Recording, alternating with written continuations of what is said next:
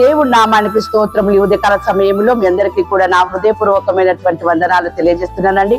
ఈ దినము దేవుడు మీతో మాట్లాడుతున్నటువంటి మాట ఏంటంటే, విజయం అనేది నీ సొంతం అంట. ఎంత అద్భుతం అండి! విజయాన్ని దేవుడు నీకు కలగజేస్తూ ఉన్నాడు. అది నీ సొంతం.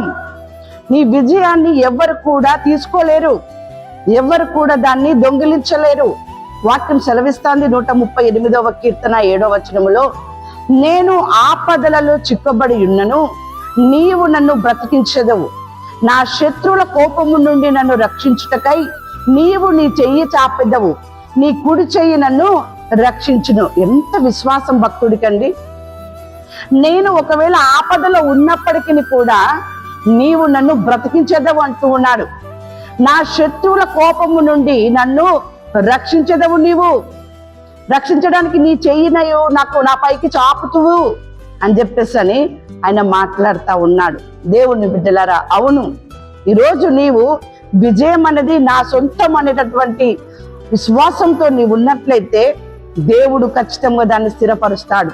వాక్యం సెలవిస్తోంది 20వ కీర్తన 5వ వచనము నుండి చూసినట్లయితే, నీ ప్రార్థనలన్నీ యెహోవా సఫలపరుచును గాక, రక్షణార్థమైన తన దక్షిణ హస్త బలము చూపును. ఎంత అద్భుతం అండి!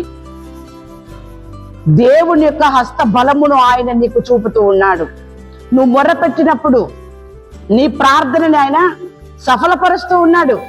నువ్వు దేని నిమిత్తమై మొరపెడుతున్నావో, ఏది కావాలని అడుగుతున్నావో, ప్రతి ప్రార్థనని దేవుడు నీకు సఫలం చేస్తూ ఉన్నాడు. ఖచ్చితంగా జరుగుతుంది అంటున్నాడు. అంతేకాదు, ఆయన మాట్లాడుతున్నటువంటి మాట 84వ కీర్తన 11వ వచనంలో, యథార్థంగా ప్రవర్తించు వారికి ఆయన ఏమేమి చేయక మానడు. అవును దేవుని బిడ్డలారా, యథార్థంగా ఎవరైతే ఉంటారో వారు చేసే ప్రార్థన ఇలా ఉంటుంది, నేను ఆపదలో చిక్కుబడి ఉన్నను, నీవు నన్ను బ్రతికించేదవయ్యా. నేను యథార్థవంతుడని, న్యాయవంతుడని, సత్యవంతుడని నీ మందిరంలో నేను ఏ రీతిగా ప్రవర్తించి ఉన్నానో నీకు తెలియదా? హిజ్కియా ఏ విధంగా మాట్లాడాడు? అంత ధైర్యముతో నువ్వు మాట్లాడినప్పుడు, అటువంటి గొప్ప యథార్థత అనేది నీలో ఉన్నప్పుడు, హిజ్కియాని బ్రతికించిన దేవుడు ఏ స్థితిలో నీవు ఉన్నావో నీకు విజయమునివ్వడా? ఆయన ఖచ్చితంగా ఆయన విజయమునిస్తాడు. ఖచ్చితంగా ఆయన మేలు చేస్తాడు.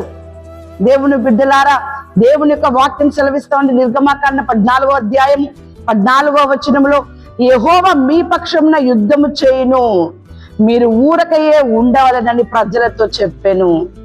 ఎందుకు భయపడుతున్నారు? ఎందుకు కృంగిపోతున్నారు? ఎందుకు వేదన పడుతూ ఉన్నారు? భక్తులు ప్రార్థన చేసినట్టు విశ్వాసముతో, నమ్మకముతో నువ్వు ప్రార్థన చేయి.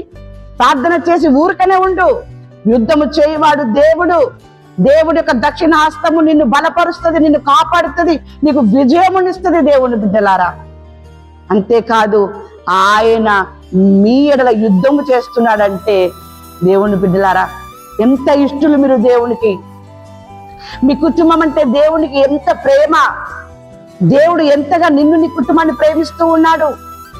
మీ పక్షమునైన ఉన్నాడు అంటే ఎంత అద్భుతమైనటువంటి ప్రేమ. దేవుని బిడ్డలారా, ఆయనను మీరు ప్రేమిస్తున్నారు కాబట్టే ఏ స్థితిలో మీరు ఉన్నప్పటికీ ఆయనకు మీరు మొరపెడుతున్న విధానము దేవునికి నచ్చి దేవుడు మీ పక్షంలో నిలబడ్డాడు మీకు విజయమునివ్వడానికి. మీ పక్షంలో ఉన్నాడు. మీ పక్షమున ఆయన, మీరు ఊరికనే ఉండండి, ఎందుకు భయపడుతున్నారు అని చెప్పేసి మీ పక్షమున ఆయన యుద్ధం చేస్తూ ఉన్నాడు. దిన వృత్తాంతములు 2వ గ్రంథం 20వ అధ్యాయము 15వ వచనములో, యూదా వారలారా, యెరూషలేము కాపురస్తులారా, యెహోషాపాతు రాజా, మీరందరూ ఆలకించుడి.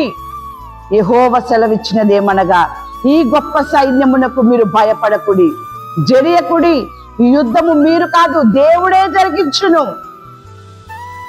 ఏ యుద్ధము మీరు చేస్తూ ఉన్నారో, ఎలాంటి యుద్ధములు మీ కుటుంబంలో, మీ వ్యక్తిగత జీవితంలో జరుగుతూ ఉన్నాయో మీరు భయపడకండి.